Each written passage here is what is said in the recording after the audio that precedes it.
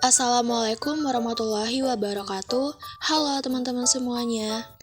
Jadi di sini kami dari kelompok 2 mata kuliah Seminar Manajemen Pemasaran yang beranggotakan saya sendiri, Dwi Utami Cahyati, Dava Febrianda, Putri Hairunisa Haraha, Irfan Hafizi, dan Zulfikar Ali Ritonga akan mempresentasikan hasil penelitian yang telah kami lakukan dengan judul Analisis Peran Brand Image terhadap Volume Pelanggan Starbucks Sun Plaza Medan di tengah isu global Israel-Palestina, di mana penelitian ini adalah penelitian studi literatur, atau yang biasa kita sebut dengan studi kepustakaan. Yang pertama, abstrak. Studi literatur ini menganalisis peran brand image terhadap volume pelanggan Starbucks Sun Plaza Medan di tengah isu global konflik Israel-Palestina. Penelitian ini menggunakan pendekatan kualitatif dengan metode studi kepustakaan, didukung data sekunder volume pelanggan. Hasil menunjukkan bahwa isu global tersebut berdampak signifikan terhadap penurunan volume pelanggan Starbucks Sun Plaza Medan, dengan penurunan sekitar 23,7% pada periode April sampai Juni 2024 dibandingkan periode sebelumnya. Namun, brand image yang kuat membantu Starbucks bertahan, ditunjukkan dengan pemulihan volume pelanggan pada periode Juli sampai September 2024 yang bahkan melampaui level sebelum krisis. Temuan ini menggarisbawahi pentingnya brand image sebagai aset perusahaan dalam menghadapi tantangan global, memungkinkan Starbucks mempertahankan loyalitas pelanggan dan pulih dari dampak negatif isu global. Studi ini memberikan wawasan berharga tentang dinamika brand image dan dampaknya terhadap performa bisnis di tengah gejolak geopolitik. Tinjauan pustaka. Yang pertama, brand image. Brand image memiliki definisi bahwa suatu merek yang melekat pada benak konsumen.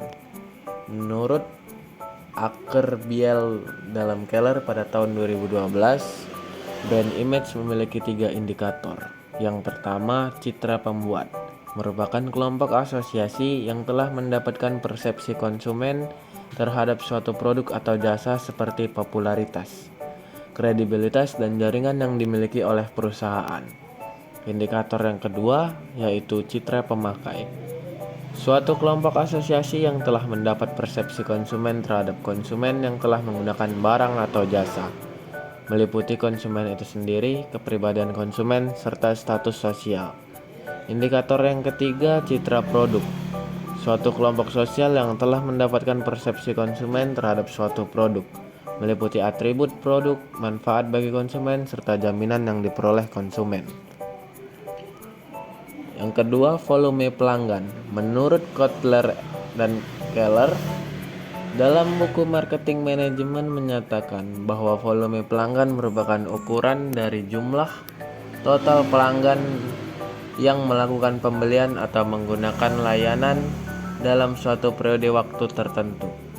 Volume ini digunakan untuk memahami bagaimana bisnis mampu mempertahankan atau meningkatkan basis pelanggan mereka. Menurut Fornell pada tahun 1992, dalam jurnalnya yang berjudul A National Customer Satisfaction Barometer, The Swedish Experience, menjelaskan bahwa volume pelanggan merupakan salah satu indikator utama dalam mengukur tingkat kepuasan pelanggan dan loyalitas. Volume yang tinggi cenderung menunjukkan adanya tingkat loyalitas yang kuat di antara para pelanggan. Volume pelanggan berkaitan dengan jumlah interaksi atau transaksi yang dilakukan oleh pelanggan selama siklus pelayanan. Ini merupakan salah satu komponen penting dalam mengukur kinerja pelayanan dan profitabilitas perusahaan. Lalu, isu global. Isu dapat didefinisikan sebagai kesenjangan antara tindakan yang diambil oleh perusahaan dengan harapan yang dimiliki oleh para pemangku kepentingan. Regester dalam Larkin pada tahun 2003.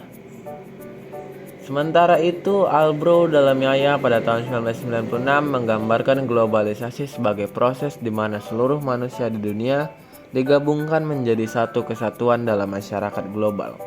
Dari kedua definisi ini, isu global dapat dipahami sebagai informasi yang belum jelas kebenarannya dan bersifat luas, mencakup berbagai aspek. Ciri utama dari isu dan masalah global adalah memiliki dampak lintas negara, yang berarti asal muasal serta pengaruhnya melibatkan lebih dari satu negara, serta penyelesaiannya membutuhkan kerjasama multilateral. Masalah ini biasanya saling terkait dengan berbagai aspek lainnya, di mana penyelesaiannya akan berdampak pada faktor-faktor lain. Yang selanjutnya yaitu metode penelitian. Penelitian ini menggunakan pendekatan kualitatif dengan metode studi literatur atau studi kepustakaan. Menurut Daniel dan Warsia pada tahun 2009, studi literatur merupakan penelitian yang dilakukan dengan mengumpulkan sejumlah buku serta majalah yang berkaitan dengan masalah dan tujuan penelitian. Studi literatur dilakukan dengan cara mengumpulkan berbagai data yang bersumber dari buku, jurnal, artikel ilmiah, dan penelitian terdahulu sesuai dengan variabel yang akan dibahas, yaitu terkait dengan brand image dan isu global Israel-Palestina terhadap volume pelanggan. Penelitian ini juga didukung oleh data sekunder, yaitu volume pelanggan Starbucks dan Plaza Medan. Adapun tujuan dari penelitian studi literatur ini adalah untuk mengungkap fakta yang berlandaskan teori dan juga data yang valid, sehingga menghasilkan informasi pemecahan masalah dan pandangan dari peneliti berdasarkan proses analisis yang telah dilakukan. Yang selanjutnya yaitu hasil dan pembahasan. Berikut sejarah konflik Israel-Palestina. Konflik Israel-Palestina adalah salah satu konflik paling berkepanjangan di dunia modern, yang dipicu oleh berbagai faktor teologis, historis, dan politik. Hingga kini, konflik tersebut belum menemukan solusi yang efektif dan terus mempengaruhi kestabilan kawasan Timur Tengah. Akar dari masalah ini dapat ditelusuri sejak berakhirnya Perang Dunia Pertama, ketika Kekaisaran Ottoman runtuh dan wilayah Palestina yang sebelumnya dikuasai oleh Ottoman ditempatkan di bawah administrasi Inggris melalui mandat dari Liga Bangsa-Bangsa. Mandat ini terinspirasi oleh Deklarasi Balfour pada tahun 1917 yang menyatakan dukungan Inggris untuk pendirian sebuah negara Yahudi di tanah Palestina. Secara teologis, kaum Zionis Yahudi melihat Palestina sebagai tanah yang dijanjikan Tuhan sesuai dengan ajaran dalam Perjanjian Lama. Pandangan ini memberikan dorongan mereka untuk kembali ke tanah tersebut dan mendirikan sebuah negara Yahudi. Sebaliknya, dari perspektif rakyat Palestina, wilayah tersebut telah menjadi rumah bagi mereka selama berabad-abad, termasuk sejak era kekhalifahan Umar bin Khattab. Konflik ini juga diperparah oleh masalah Yerusalem, di mana Israel mengklaim seluruh kota Yerusalem sebagai ibu kotanya, sementara Palestina menganggap Yerusalem Timur sebagai ibu kota negara mereka yang dianeksasi oleh Israel pada tahun 1980. Hal ini menjadi salah satu isu paling sensitif dan kontroversial dalam negosiasi perdamaian. Di tingkat internasional, resolusi 101 PBB yang mengusulkan pembagian wilayah antara Yahudi dan Arab telah lama menjadi salah satu dasar bagi solusi dua negara. Namun, Israel seringkali tidak patuh terhadap resolusi PBB, termasuk resolusi 111 yang membuat Palestina dan komunitas internasional frustasi. Hingga saat ini, konflik Israel dan Palestina masih terus berlanjut karena belum menemukan titik terangnya. Selanjutnya yaitu pemboikotan sebagai rasa empati masyarakat dalam mendukung Palestina. Konflik yang berkepanjangan antara Israel dan Palestina telah memicu perpecahan dan polarisasi pandangan di berbagai belahan dunia. Salah satu respon yang paling menonjol terhadap konflik ini adalah gerakan boikot terhadap produk yang berasal dari Israel. Dampak dari boikot ini terhadap perilaku investor sangat signifikan. Boikot dapat menimbulkan tekanan ekonomi pada perusahaan atau produk terkait, terutama jika gerakan tersebut mendapat dukungan yang luas. Penarikan dana oleh investor dan konsumen dari perusahaan yang terkait dengan konflik ini dapat mempengaruhi kinerja keuangan mereka.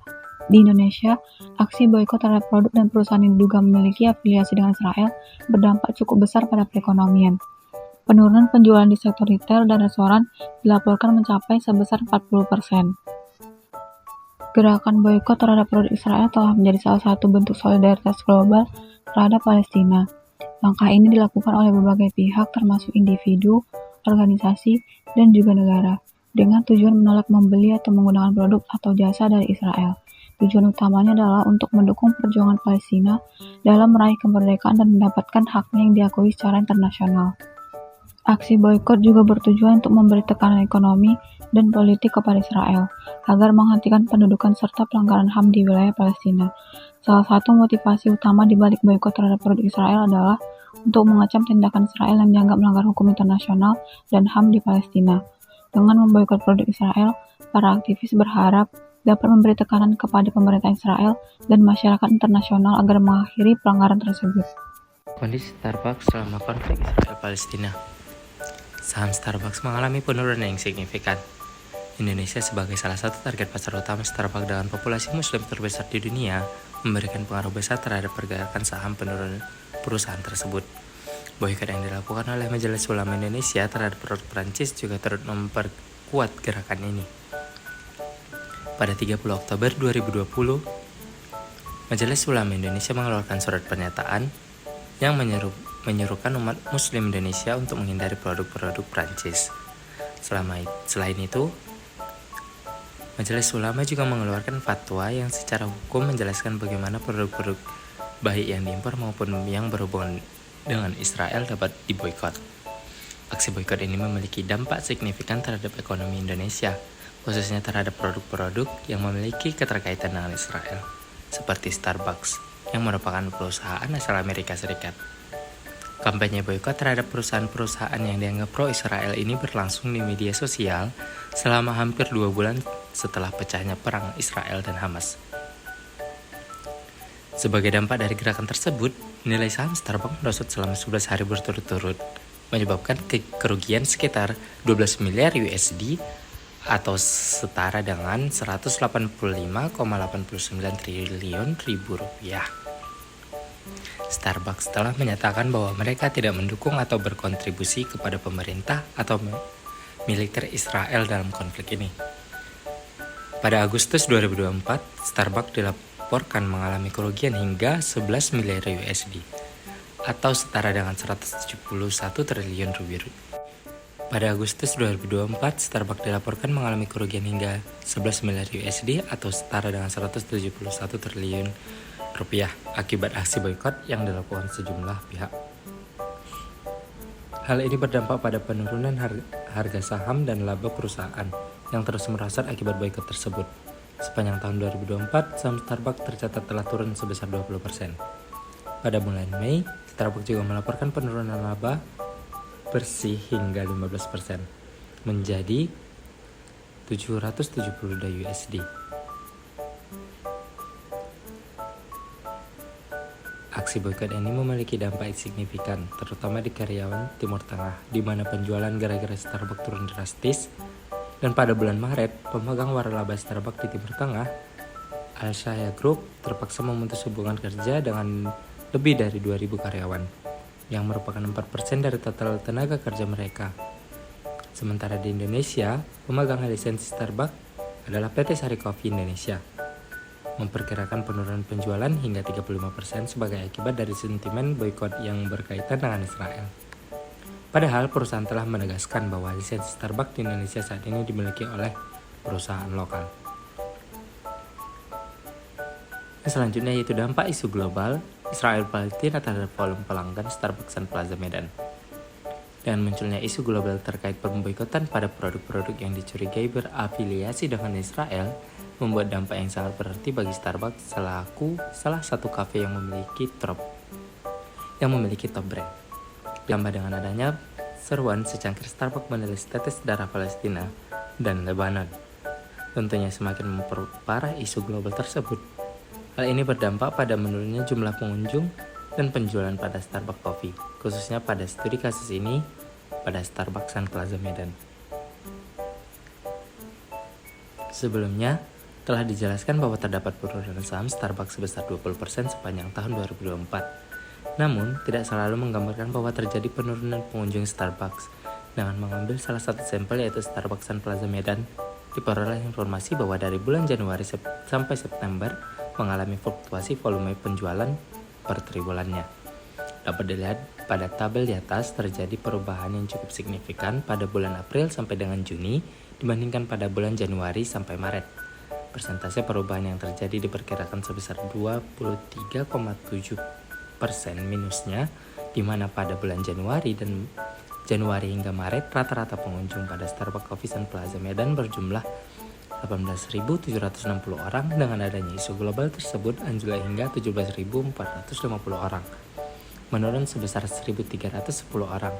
Hal ini membuktikan bahwasanya isu global memiliki dampak yang cukup besar bagi keberlangsungan Starbucks Coffee yang notabene memegang peringkat 1 brand cafe di Indonesia berdasarkan Top Brand Award. Selanjutnya, peran brand image terhadap volume pelanggan Starbucks dan Plaza Medan.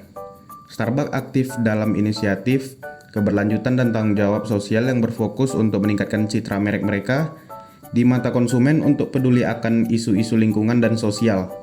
Inisiatif seperti penggunaan kopi Arabica yang berkelanjutan, pengurangan sampah, dan program donasi untuk komunitas lokal menunjukkan komitmen nyata Starbucks terhadap keberlanjutan dan kesejahteraan masyarakat. Starbucks dengan rutin melakukan CSR sebagai bentuk kepedulian perusahaan maupun semua yang ada di dalamnya terhadap lingkungan sekitar. Tak hanya itu, Starbucks juga rutin melakukan aktivitas pengumpulan kompos, donasi, dan juga penyejahteraan petani-petani yang mereka miliki. Selain itu, penggunaan bahan-bahan ramah lingkungan dalam desain interior juga menunjukkan komitmen Starbucks terhadap keberlanjutan. Baik, selanjutnya kesimpulan dan saran. Berdasarkan studi literatur yang telah disusun untuk melihat peran brand image terhadap volume pelanggan Starbucks Sun Plaza Medan di tengah isu global Israel dan Palestina, dapat disimpulkan bahwa isu global konflik Israel-Palestina memiliki dampak signifikan terhadap volume pelanggan Starbucks Sun Plaza Medan. Terjadi penurunan jumlah pengunjung sebesar 23,7% pada periode April sampai Juni 2024 dibandingkan periode Januari sampai dengan Maret 2024. Brand image memainkan peran penting dalam membantu Starbucks bertahan menghadapi dampak isu global tersebut. Meskipun mengalami penurunan pada April sampai Juni, volume pelanggan kembali meningkat pada Juli sampai September 2024. Bahkan melebihi periode sebelum isu global mencuat. Loyalitas pelanggan yang dibangun melalui brand image yang kuat membuat Starbucks tetap dapat bertahan meski diterpa isu global. Hal ini terlihat dari pemulihan yang cepat pada periode Juli sampai September 2024. Kualitas produk yang baik turut mendukung ketahanan Starbucks menghadapi dampak isu global. Bersama dengan kekuatan brand image-nya, brand image terbukti memiliki peran signifikan dalam mempengaruhi volume pelanggan, terutama dalam menghadapi tantangan seperti isu global yang dapat mempengaruhi persepsi konsumen. Berdasarkan hasil analisis dan kesimpulan, beberapa saran yang dapat diberikan yaitu Starbucks perlu terus memperkuat brand image-nya, tidak hanya dari segi kualitas produk, tetapi juga dari aspek tanggung jawab soal perusahaan. Hal ini dapat membantu membangun persepsi positif di mata konsumen, terutama saat menghadapi isu-isu sensitif. Starbucks perlu melakukan evaluasi dan adaptasi terhadap strategi pemasarannya di daerah-daerah yang lebih sensitif terhadap isu global tertentu. Seperti di Indonesia yang memiliki populasi Muslim yang besar, Starbucks sebaiknya terus melakukan inovasi produk dan layanan yang sesuai dengan preferensi lokal, sambil tetap mempertahankan standar kualitas globalnya. Hal ini dapat membantu mempertahankan loyalitas pelanggan di tengah tantangan eksternal. Bagi penelitian selanjutnya, peneliti menyarankan agar penelitian selanjutnya dilakukan dengan menganalisis faktor-faktor yang lebih spesifik lagi dari brand image Starbucks yang paling berpengaruh dalam mempertahankan loyalitas pelanggan di tengah isu global saat ini. Sekian presentasi dari kelompok kami. Lebih dan kurangnya kami mohon maaf. Wassalamualaikum warahmatullahi wabarakatuh. See you in the next video. Bye-bye.